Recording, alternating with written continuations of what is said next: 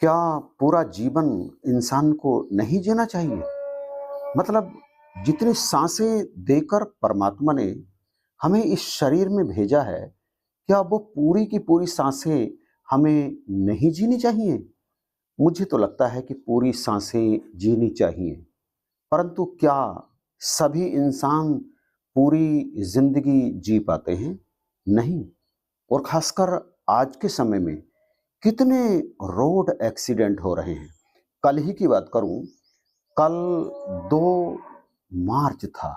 2 मार्च 2 मार्च में एक परिवार दास का परिचित, उस परिवार में बेटे और माँ दोनों की मृत्यु एक रोड एक्सीडेंट में हो गई। एक पिकअप वाला दोनों को मारकर चला गया। शाम को 7 बजे बस आ रही थी, दूसरी तरफ से ट्रक जा रहा था।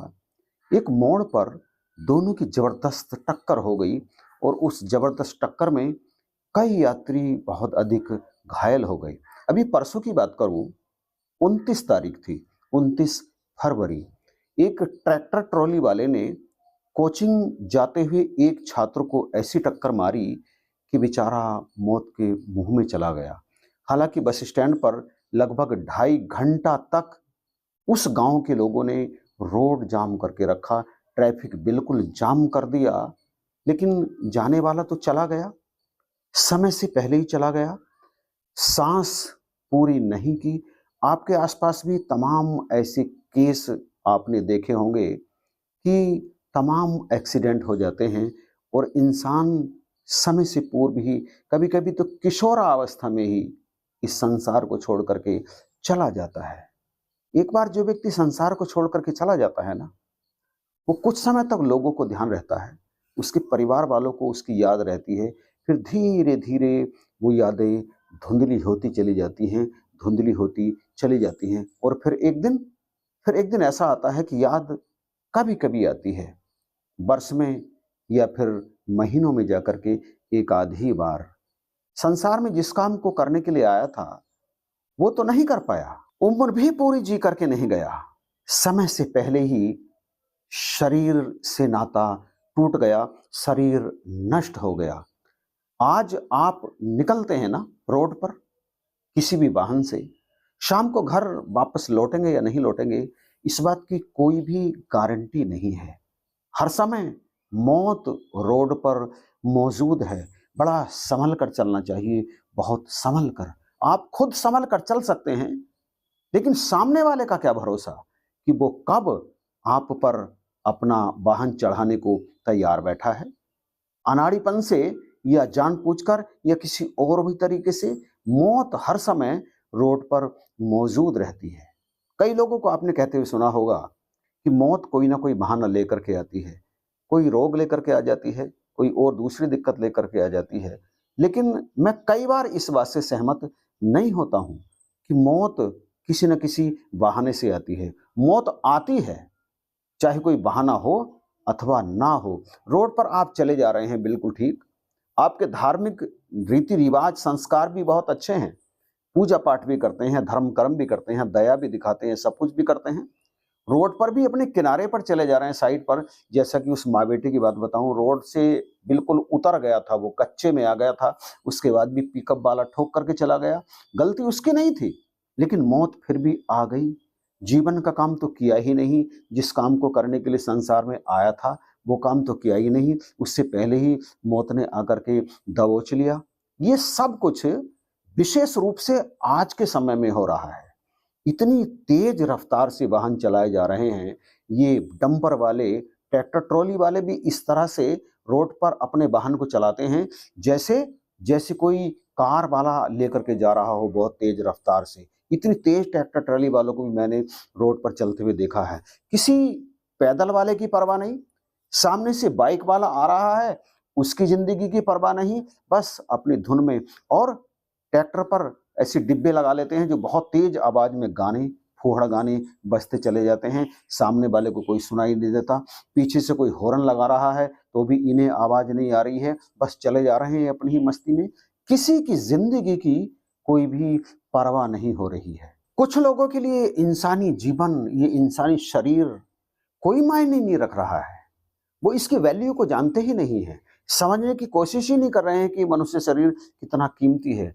किसी जानवर के शरीर को देखो, किसी पक्षी के शरीर को देखो, किसी और के शरीर को देखो, यदि उन्हें भी कोई दिक्कत आती है, यदि उन्हें भी कोई चोट लगती है, तो कितना दर्द होता है। खैर, वो नासमझ होते हैं, उन्हें समझ नहीं होती, उन्हें विवेक नहीं होता, लेकिन इंसान को तो विवेक होता है। वो तो सोच समझ सकता है, स्पीड को कंट्रोल में रख सकता है।